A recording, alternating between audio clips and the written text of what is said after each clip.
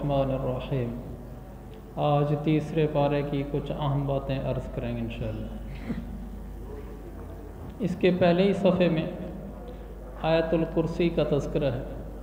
اللہ لا الہ الا ہو الحی القیوم۔ یہ قرآن مجید کی سب سے افضل آیت ہے۔ ایک ہے افضل آیت اور ایک ہے اطول آیت۔ افضل آیت کا مطلب وہ آیت جس کی شان سب سے زیادہ ہے، وہ آیت الکرسی ہے۔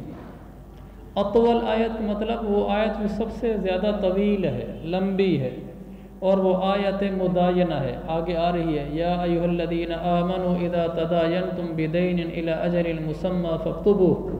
یہ قرآن کی سب سے لمبی آیت ہے۔ خیر، آیت الکرسی سب سے افضل آیت ہے۔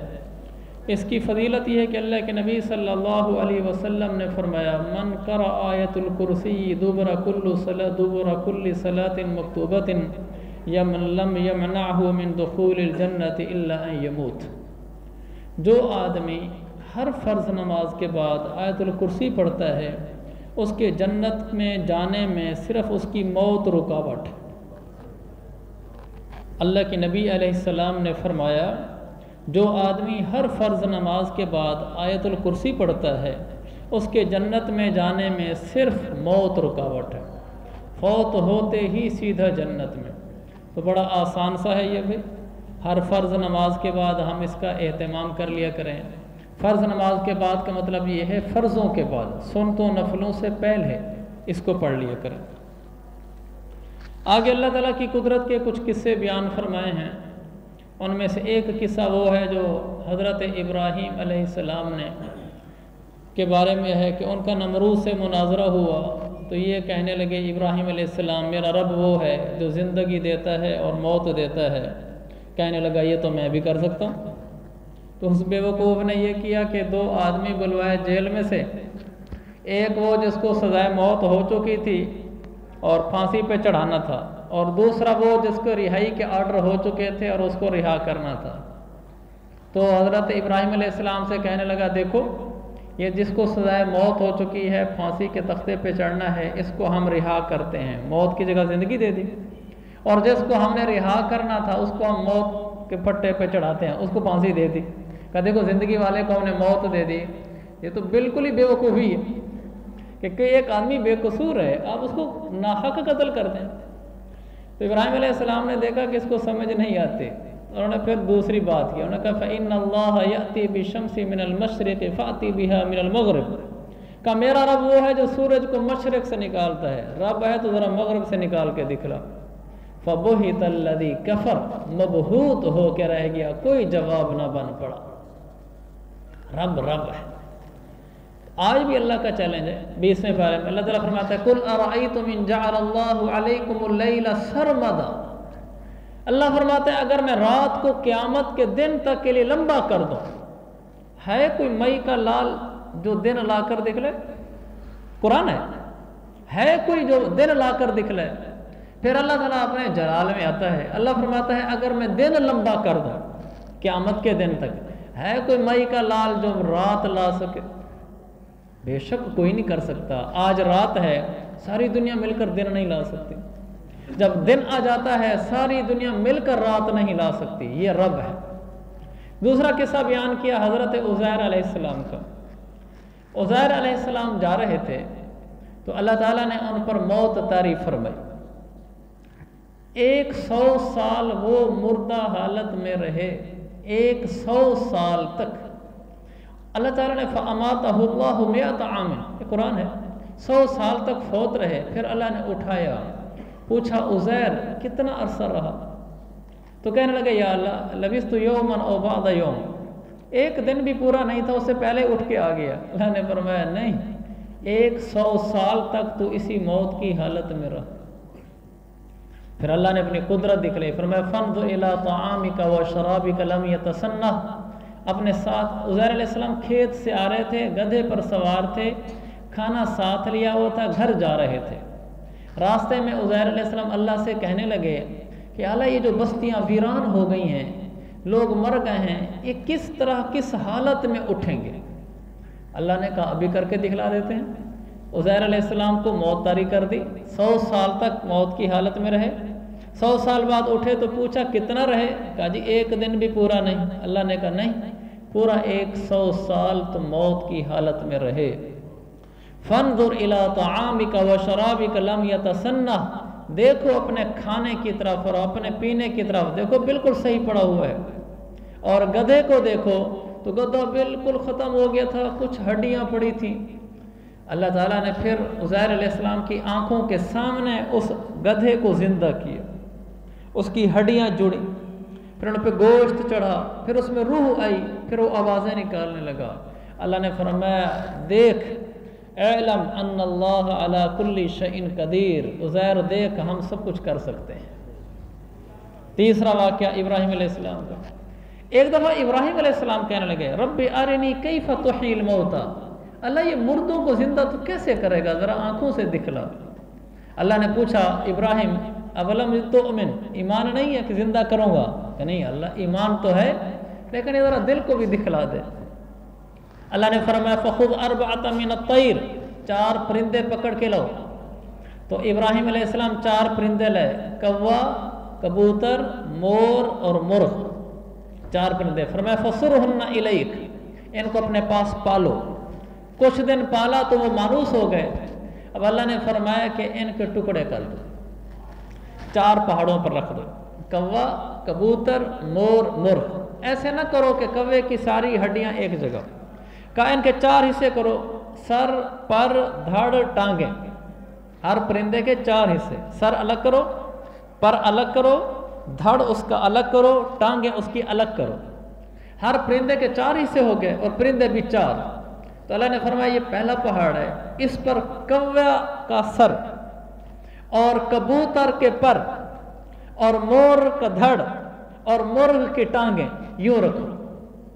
اگلے پہ بھی ایسے ہی کرو کہ ایک پرندے کا دھڑ، ایک کا سر، ایک کے پر، ایک کی ٹانگیں، تیسرے پہ بھی ایسے، چوتھے پہ بھی ایسے۔ جب ایسے رکھ لیا اللہ نے فرمایا ادعوہن، اب بلاؤ ان کو۔ تو ابراہیم علیہ السلام نے بلایا کوے کو کہ کوا ادھر آ، تو ادھر سے سر اٹھا، ادھر سے پر، ادھر سے دھڑ، ادھر سے ٹانگیں، یہ ایسے ملے، اور پھر انہیں کہا کبوتر، مور، مرغ، 4 کو بلایا، 4 کے اعضاء ایسے جڑتے گئے۔ قرآن کہتا ہے یأتینک سعیا، دوڑتے ہوئے ابراہیم علیہ السلام کے قدموں کے پاس آ کے بیٹھ گئے۔ اللہ نے فرمایا وَعْلَمْ، عزیر دیکھ، ان اللہ علی کل شیء قدیر، رب سب کچھ کر سکتا ہے، اس کے لیے کوئی مشکل نہیں ہے۔ یہ وہ مصنوعی قصے نہیں ہیں جو کیا پڑھتے تھے عمرو عیار کی کہانیاں، یہ عمرو عیار کی کہانیاں نہیں ہیں، یہ قرآن ہے، یہ سچے واقعات ہیں، ایسا ہوا تھا، میرا رب قادر ہے۔ آگے اللہ تعالیٰ نے اللہ کے نام پر خرچ کرنے کی برکت اور سود کی نحوست بیان کی۔ خرچ کرنے کا تو میرے عزیز بھائیو ایسے ہے کہ جو آدمی اللہ کے نام پر خرچ کرتے ہیں ان کا مال بڑھتا ہے، اس کو تو اللہ کے واسطے میں اور آپ پلے باندھ لیں۔ اللہ کے نام پر خرچ کرنے سے مال بڑھتا ہے، اور جہاں اللہ کے نام پر لگانے کی جگہ ہو وہاں سے مال روکنے سے مال گھٹتا ہے۔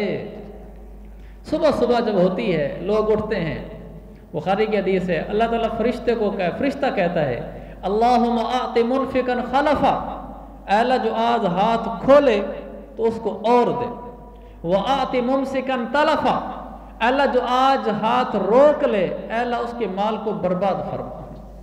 صبح صبح یہ اعلان ہو جاتا ہے، جو دیتے ہیں ان کو رب اور دیتا ہے۔ حضور علیہ السلام تو ایسی کمال ہستی تھی، آپ اتنا دیتے تھے حتیٰ کہ لوگ آپ کے پاس آتے، آپ کے پاس نہیں ہوتا تھا، وہ پتہ ہے آ کر کیا کہتے تھے، یا رسول اللہ آپ کے نام پر ادھار لے لوں، حضور کے پاس ہے بھی نہیں، کہ یا رسول اللہ آپ کے نام پر ادھار لے لوں، آپ کہتے تھے جو میرے نام پر ادھار لے لو۔ تو اللہ کے نبی کے نام پر ادھار لیتے تھے اور آپ پھر اس ادھار کو ادا کرتے تھے۔ حد ہو گئی ہے سخاوت کی، ہمارے پاس ہو بھی سے تو ہم کہتے ہیں اس کو دے دیا پیچھے کیا بچے گا، وہاں کچھ بھی نہیں ہے اور کہہ رہے ہیں جاؤ میرے نام پر ادھار لے لو۔ ایک دفعہ ایک آدمی ہے اور اللہ کے نبی سے یہ کہہ کر چلے گئے کہ بس جی آپ کے نام پر فلاں دکان سے ادھار لیا ہے، میں نے کہا جی آپ کو بتا دوں، تو آپ نے کہا ٹھیک ہے۔ حضرت عمر جلال والے تھے، کہنے لگے یا رسول اللہ یہ کیا طریقہ ہے، لوگ آتے ہیں اور آپ کے پاس ہوتا بھی نہیں، آپ کے نام پہ ادھار لے کے چلے جاتے ہیں۔ ایک اور صحابی بیٹھے تھے تو انہوں نے کہا نہیں یہ ٹھیک ہے، کوئی حرج نہیں۔ تو اللہ کے نبی نے دوسرے صحابی سے کہا یہ ٹھیک کہہ رہا ہے کہ میرے عزیز بھائیو، خرچ کرنے والے کو اللہ دیتا ہے، روک کر رکھنے والے کا اللہ مال برباد کرتا ہے، خاص طور پر وہ جگہ جہاں خرچ کرنا فرض ہے، زکوٰۃ فرض ہے، یہاں خرچ کرو، اللہ آپ کے کاروباروں میں اللہ کی قسم برکت دے گا۔ برکت وہ لفظ ہے جس کی انگریزی نہیں ہے، کمال ہے۔ لفظ برکت کی کوئی انگلش نہیں ہے، کوئی ٹرانسلیشن نہیں ہے اس کی، اس لیے کہ یہ لفظ انگریزوں کہاں ہے ہی نہیں، ان کو کیا پتا برکت کیا ہوتی ہے، تو انگریزی کہاں سے لیں وہ؟ معرفت، اللہ کی پہچان، اس کا انگریزی میں کوئی ترجمہ نہیں ہے۔ وہ جو ریکگنیشن کہتے ہیں وہ پہچان کی عربی انگلش ہے، وہ معرفت کی نہیں ہے۔ معرفت کا کوئی ترجمہ نہیں ہے، برکت کا کوئی انگریزی میں ترجمہ نہیں ہے۔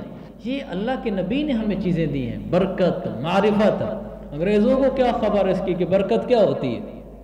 جو آدمی زکوٰۃ دیتا ہے اس کے مال میں، دوبارہ قسم نہ کھوں اچھا نہیں لگتا، اللہ اس کے مال میں برکت دیتا ہے، اس کا مال بڑھتا ہے۔ کیسے بڑھتا ہے؟ لاکھ میں سے 2,500 دے دیے، 97 بچے ہو نا، گھٹ گیا، بڑا تو نہیں ہے، لیکن واللہ بڑا ہے۔ یہ کیسے بڑا ہے؟ یہ ایسے بڑا ہے جیسے ایک آدمی کے گھر میں 100 من بوری پڑی ہوئی تھی، تو اس نے کیا کیا، 2.5 من بوری اٹھا کر کھیت میں کاشت کر دی، بکھیر دی گندم، تو دیکھنے میں 97.5 بچ گئی، 2.5 تو مٹی میں پھینک کر ضائع کر آیا۔ لیکن سمجھدار دور اندیش انسان یہ نہیں کہے گا، وہ کہے گا دیکھنے میں کم ہوا ہے 97.5، کل دیکھنا یہ 2.5 کیا کچھ لاتا ہے، تھوڑا صبر کر۔ اور جس نے کہا بھی میں کوئی ایسا بے وقوف نہیں ہوں کہ 2.5 اٹھا کے مٹی میں پھینک دوں، میرا تو پورا 100 پڑا رہے گا، اس کو کہا جائے گا عقل کی کمی ہے، دیکھنے میں تیرا 100 پڑا ہے، لیکن کچھ دن بعد 100 سے وہ کام نہیں ہوں گے جو اس کے 97.5 سے ہوں گے، اس لیے کہ 2.5 اور بھی لائے گا۔ بالکل ایسی ہی زکوٰۃ ہے، جب ہم اپنے مال میں سے زکوٰۃ دے دیتے ہیں، جو زکوٰۃ کا نکال دیتے ہیں وہ اور بڑی برکتیں لاتا ہے، پیچھے بڑے کام سلجھ جاتے ہیں۔ جب ہم وہ 2.5 بھی روک لیتے ہیں وہ 97.5 کو بھی خراب کرتا ہے۔ اس لیے زکوٰۃ سے مال بڑھتا ہے، صدقات سے مال بڑھتا ہے۔ اللہ کے نبی نے قسم کھائی، بھلا ہمارے نبی کو قسم کی ضرورت ہے؟ آپ نے فرمایا قسم ہے اس ذات کی جس کے قبضے میں محمد کی جان ہے، لا ينقص مال من صدقۃ، لوگوں محمد کو، محمد کے رب کی قسم، صدقہ زکوٰۃ دینے سے مال نہیں گھٹتا۔ ایک آپ نے یہ فرمایا۔ دوسرا آپ نے قسم کھا کر کہا جو کسی کو معاف کر دیتا ہے اس کی عزت نہیں گھٹتی، اللہ اس کو عزت دیتا ہے۔ جو آدمی سوال کرتا ہے اس کا مال نہیں بڑھتا، سوالی کا مال کبھی نہیں بڑھتا۔ جو لوگوں سے استغنا برتتا ہے اللہ اس کو دیتا ہے۔ من یستغنی یغنہ اللہ، بخاری کی حدیث۔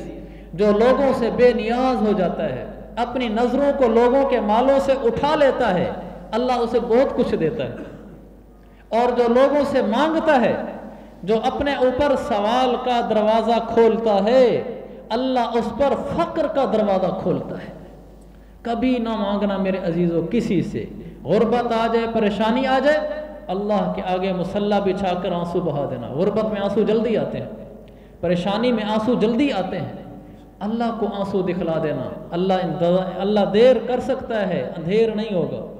حدیث میں ہے جس آدمی پر فاقہ آئے، غربت ہے، وہ کسی کو نہ بتائے، وہ صرف اللہ کو بتائے، اللہ اس کی دیر یا سویر 1 سال کی روزی کا بندوبست کر دیتا ہے۔ جس پر غربت ہے وہ کسی کو نہ بتائے، وہ اللہ کو بتائے، اللہ کے آگے روئے۔ فرمایا دیر یا سویر اللہ اس کے لیے 1 سال کی روزی کا انتظام کر دیتا ہے۔ تو ہمارا یہ مزاج بنے، ہم اللہ کے آگے اپنی حاجتیں رکھنے والے ہوں۔ آگے یہ فرمایا کہ جو لوگ غریب ہوں، تمہارا قرضہ ادا نہ کر سکیں، ان کو مہلت دیا کرو۔ جو لوگ غریب ہوں، آپ کا قرضہ نہ ادا کر سکیں، ان کو مہلت دیا کرو۔ غریب کو تنگ نہیں کرنا چاہیے۔ اس کا فائدہ کیا ہوگا؟ فائدہ یہ ہوگا کہ اللہ، آپ میں کو حدیث سناتا ہوں، اللہ کے نبی نے فرمایا کہ آپ سے پہلے والی امت میں بنی اسرائیل میں ایک آدمی تھا، اللہ نے اس کو مال دیا تھا، اس کا انتقال ہو گیا، وہ کوئی نیک نہیں تھا۔ جب اللہ کے سامنے لایا گیا تو اللہ تعالیٰ نے اس سے پوچھا کیا لایا ہے؟ کہا جی اور تو کچھ نہیں تھا، میں جب اپنے کارندے بھیجتا تھا، اس سے پتہ چلتا ہے اس حدیث سے کہ کوئی بڑا ہی امیر تھا کہ لوگوں سے پیسے وصول کرنے کے لیے بھی خود ریکوری پہ نہیں جاتا تھا، اپنے ماتحت بھیجتا تھا کہ میں اپنے جو کارندے بھیجتا تھا میں ان کو کہتا تھا کہ جاؤ، جو غریب ہو اسے کچھ نہ کہنا، جو امیر ہو اس سے لے آنا۔ تو جو غریب ہوتا تھا میں اسے کچھ نہیں کہتا تھا، اور جو امیر ہوتا تھا اس سے مانگتا تھا، تو اگرچہ اس نے میرے پیسے دینے ہوتے تھے لیکن نہیں دے سکتا ہوتا تھا، میں چھوڑ دیتا تھا۔ اللہ نے فرمایا تو اس کو کچھ نہیں کہتا تھا، ہم تجھے کچھ نہیں کہتے، چل جا جنت میں۔ اور اس کو اللہ نے جنت میں بھیج دیا، اس لیے کہ وہ غریب کو تنگ نہیں کرتا تھا۔ اللہ نے فرمایا ہم تجھے کچھ نہیں کہتے، جا تو سخی بن کے آیا ہے۔ ہم سخیوں کے ساتھ ایسے ہی کرتے ہیں۔ میرے عزیز بھائیو، جو بندہ تنگ دست ہو جائے، مجبور ہو جائے، اس کے پاس نہیں ہے پیسے، وہ دینا چاہتا ہے لیکن اس کے حالات نہیں ہیں، کچھ نہ کہیں، اسے کہیں اچھا میاں جب ہو جائے دے دینا۔ من یسر علی مؤسر، کیسا زبردست ٹکٹ ہے، ٹکٹ۔ من یسر علی مؤسر یسر اللہ علیہ فی الدنیا والآخرہ، جو آدمی کسی تنگ دست پر آسانی کرے، اچھا میاں جیسے آپ کو آسانی ہو ویسے بتا۔ انہوں نے کہا جی ڈیٹ تو آپ کو یہی دی تھی لیکن مجھے 6 مہینے اور چاہیے۔ من یسر علی مؤسر، تنگ دست تھا، آپ نے اس کو آسانی دے دی، تو کیا ہوگا؟ ہونا تو یہ چاہیے کہ آپ کے حالات ٹائٹ ہو جائیں، کہ آپ نے اس کو 6 مہینے کی مہلت دے دی کہ 6 مہینے سے پہلے اس کی گنجائش نہیں ہے۔ اللہ نے فرمایا ہاں اب میں تیرا ہاتھ پکڑوں گا۔ یسر اللہ علیہ فی الدنیا، دنیا میں تو نے اسے آسانی دی، میں موت تک تجھے دنیا میں آسانیاں دوں گا۔ وفی الآخرہ، پھر تیری موت سے لے کر جنت کے پہنچنے تک تجھے آسانیاں دوں گا۔ تو نے میرے بندے کو آسانی دی ہے، وہ مجبور تھا، آج تو میرے بس میں ہے، میں تجھے آسانیاں دیتا ہوں۔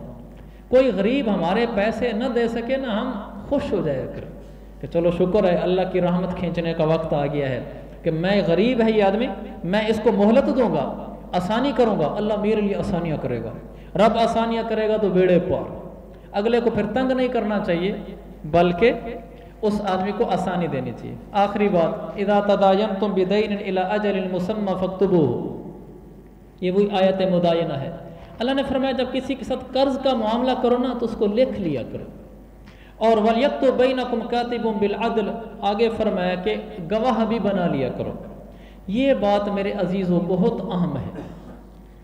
جب بھی کسی کے ساتھ مالی لین دین کریں، جب بھی کسی کے ساتھ مالی لین دین کریں، اس کو ضرور تحریر میں لے آیا کریں۔ یہ نہ کہا کریں ہم تو بڑے گہرے دوست ہیں، جگری یار ہیں، ہمارا کیا یار کوئی کل جھگڑا پھڈا ہونا ہے، اکٹھے بزنس شروع کر دیا، حساب کتاب کوئی نہیں، بس ٹھیک ہے یار ٹھیک ہے۔ ان کے ایسے جھگڑے شروع ہوتے ہیں کہ ان کی نسلیں بھگتتی۔ ہمارا فیلڈ ہے یہ مسئلے بھگتانا، لوگوں کے معاملہ سنتا ہے۔ ایسے کئی واقعات ہمارے سامنے ہیں کہ شروع میں تو کہا جی ضرورت ہی کیا لکھنے کی، یا اتنی بے اعتمادی ہے، اکٹھے شروع کر دیا۔ وقت گزرنے کے ساتھ ساتھ ایسے جھگڑوں نے سر اٹھایا کہ اولادیں بھگت رہی ہیں۔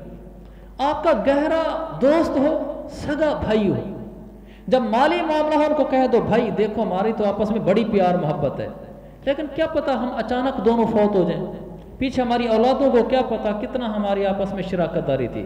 ہم اس کو لکھ لیتے ہیں تاکہ کل ضرورت کے وقت کام آ جائے گا۔ دوست ہے بہت گہرا، کوئی بے اعتمادی نہیں، لیکن قرآن کہتا ہے لکھ لو۔ پھر اگر دونوں اکٹھے فوت ہو جائیں تو پیچھے اولادوں کو کیا پتا ہوگا، جھگڑیں گی، وہ کہیں گے ہمارے باپ کا حصہ زیادہ تھا۔ ہم لکھ لیتے ہیں۔ جو بھی معاملہ ہو اس کو لکھ لیا کریں، دنیا بھی اچھی بنے گی آخرت بھی۔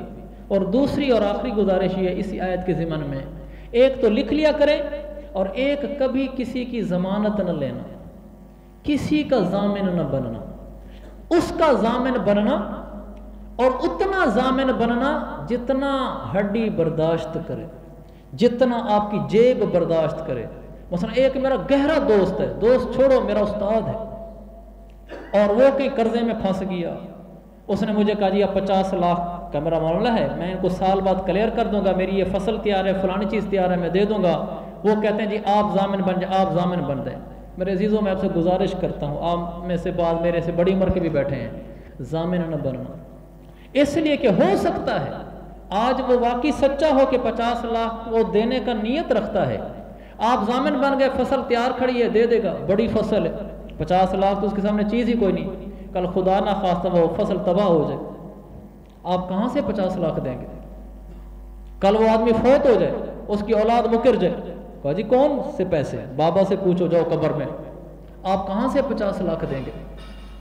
ہاں اتنی ضمانت اٹھائیں کہ بالفرض اگر یہ نہ بھی دے میں اپنی جیب سے دے سکتا ہوں، وہاں ضمانت ہے، ورنہ چاہے والد ہو، استاد ہو، آپ پاؤں پکڑ لینا، کہا جی آپ کا احترام سر آنکھوں پر، مگر میں یہ ضمانت نہیں لے سکتا، اس سے آپ کی زندگی سکھی گزرے گی۔ اتنی ضمانت دینا جتنی وہ نہ دے سکے تو آپ جیب سے دے سکیں اور آپ کو پرواہ بھی نہ ہو، آپ کا زندگی کا سرکل چلتا رہے۔ ایسے ہی رشتوں کی ضمانت نہ لینا، آپ رشتہ کر لیں کوئی مسئلہ ہی نہیں ہے، ہم ضامن ہیں، کل پتہ نہیں وہ رشتہ چلے یا ٹوٹے، کل ان کی محبت بنے، نفرت بنے، آپ ساری زندگی گھسٹتے جاتے رہیں گے۔ آپ اتنا کہہ دیں جی میری نظر میں لڑکا بہت اچھا ہے، میں اپنے علم کے مطابق اس کو صحیح سمجھتا ہوں، لیکن میں ضامن نہیں ہوں، کل ان کا نبھا نہ ہو سکے میری ذمہ داری نہیں ہوگی، میرے علم میں یہ بچی ہماری رشتہ دار ہے، فلاں ہے، ایسی ہے، بہت اچھی بچی ہے، لیکن میں ضامن نہیں بنتا، کل اونچ نیچ ہو آپ نہ پھنسے کھڑے ہو۔ ان چیزوں کا میں گزارش کروں گا آپ سے، کسی کے مال کا، کسی کے رشتے کا ضامن نہ بننا، ورنہ آدمی مفت کا رگڑا جاتا ہے اور بڑا پریشان ہو کے رگڑا جاتا ہے، پھر اپنا سارا کچھ لٹوا بیٹھتا ہے، اس کے ہاتھ بھی کچھ نہیں آتا۔ اللہ تعالیٰ مجھے اور آپ کو قرآن و سنت پر عمل کی توفیق عطا فرمائے۔